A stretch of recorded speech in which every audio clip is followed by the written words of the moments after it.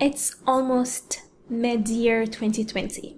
The whole world is in a shock. We're going through massive transitions, new values and new perspectives to be embedded in so many aspects of our lives. A new norm is yet to come, and most likely with a lot of changes. Changes that are going to last longer than the epidemic. Permanently are going to be integrated in our future. Changes that we believe in and find to be more balanced. Because balance is what we look for to survive.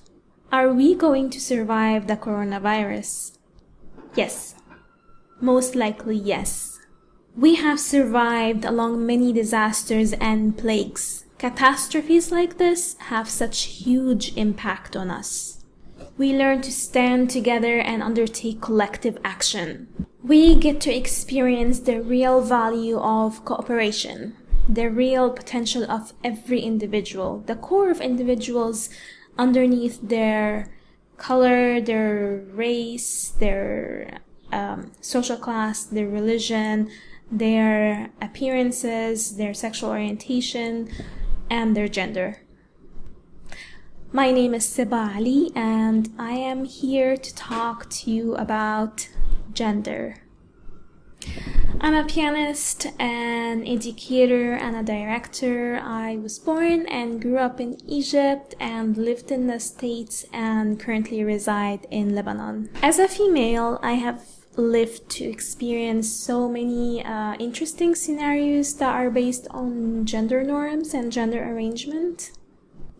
How everyone wished me to grow to a beautiful bride, and how everyone was very concerned when I traveled to seek more education. How my dreams are too big for me. And my behaviors, all of them are under the microscope. I should further cover myself up the more people look at me. Women belong in the kitchen and men go to work and succeed. Mothers have primary house chores and childcare responsibilities. I wish that it was just a phase and I will grow and be a grown-up and not experience so many discriminations, and I've also wished that the 21st century will bring more senses to these engraved images, but yet we still fight against gender discrimination. What I wish for my daughters to experience is pure humanity, shared responsibilities, mutual respect, a world that doesn't evaluate you based on your gender or tell you what to do and what not to do based on your gender. Last year, I was the winner of the iphiGenia Gender Design Award Category Revolution as the founder and artistic director of Imagine Workshop and Concert Series.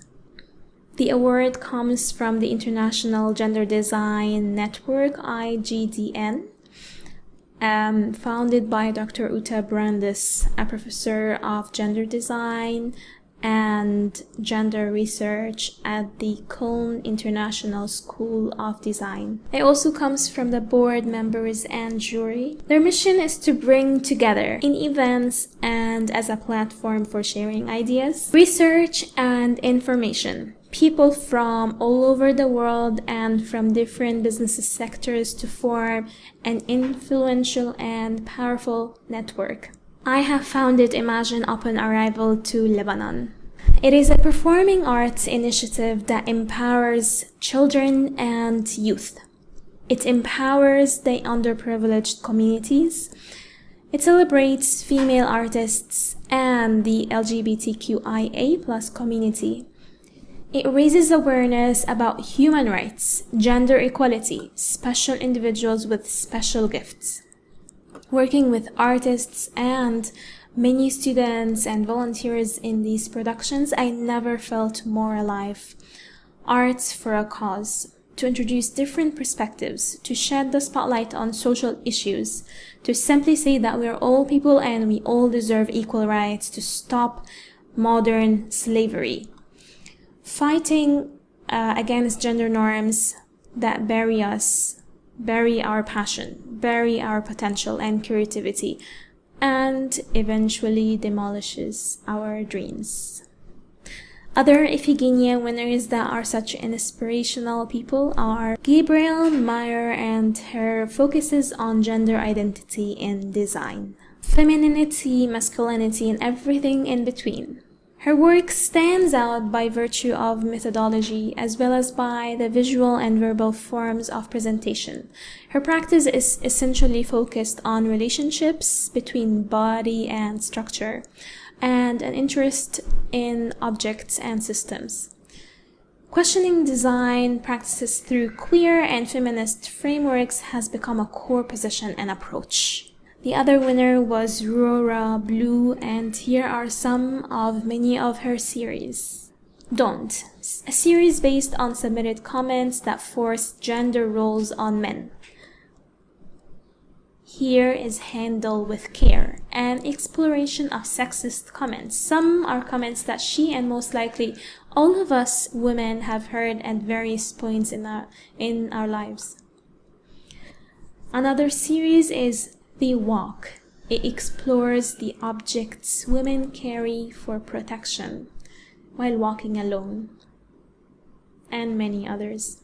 Generations of girls and women grew to observe, design statements and images that support gender norms. Design is a tool or a procedure to move from a current state or understanding to a better or preferred state or understanding. It is very important to integrate gender equality in your design. But it is even crucial to integrate genderless humanity in your design. Some recent powerful gender discrimination responses that I genuinely felt that I relate to and I needed to highlight here are the Anand Mahindra's viral message on social media about working mothers, an illustration that shows men and women dressed in corporate attires at the start line of a race. For men, the racetrack is clear. Women in the illustration, however, are obstructed by household items. It simply illustrates reality behind working mothers, and you can add up piles of childcare and home education and mom's guilt and society's accusations of being a bad mother and choosing work over your children. There's even a German term that means the evil mom that goes to work and leaves the children behind. And we still wonder why we have such a huge gender pay gap. The other was the Frida Mom ad that aimed to empower postpartum women. The ad got rejected by ABC and the Oscars from being aired during the ceremony. It was too graphic to them because it showed raw moments of postpartum life. This ad is very important to us, though it did not show the full reality of postpartum. It plays a big role of shedding light on parts of it, which is a great start to raising awareness about a new mother's life. There was no violence, nudity, blood, or sexual scenes in this ad, but the swollen tummy and sticking a huge, massive pad in the mesh underwear was somehow graphic to them, or maybe the legs, I'm not sure, but it was classified too graphic to be aired. And instead we see images of new mothers holding newborn in all pink or all blue. Beautiful, great, but not real. And this is something I really loved. The response to Lara Spencer's insensitive comment on Prince George taking ballet classes. 300 proud male and female dancers showed up the morning after this comment in Times Square for ballet class in front of Good Morning America. And of course, Spencer released an immediate apology.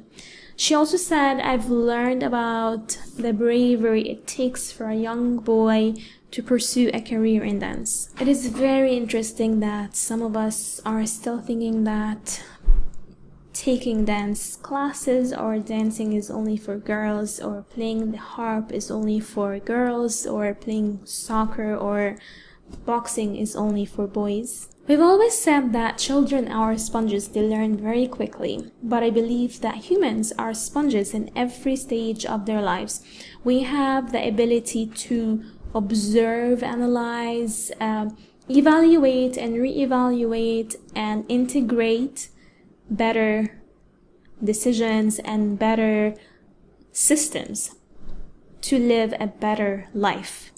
If we, with the right approach, are able to create a sustainable platform to produce gender-sensitive design, we will be able to practice a healthy genderless community and celebrate humanity, to give every individual freedom and full potential to grow and achieve.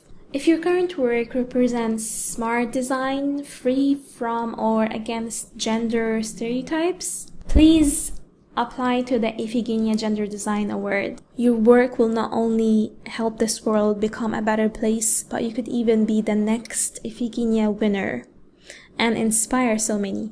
Thank you for being with me today.